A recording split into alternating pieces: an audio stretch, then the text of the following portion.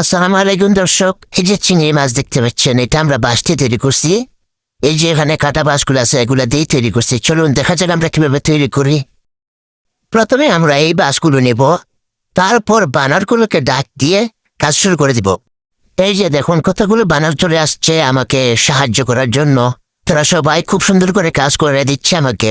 তারপর সবাই চলে গেল, একজন রয়ে গেল, সে আমাকে অনেক সহযোগিতা করতেছে দেখুন। যাই হোক, অনেকগুলো বানরের সহযোগিতা একটি সুন্দর চিংড়ি মাছ তৈরি করে ফেললাম।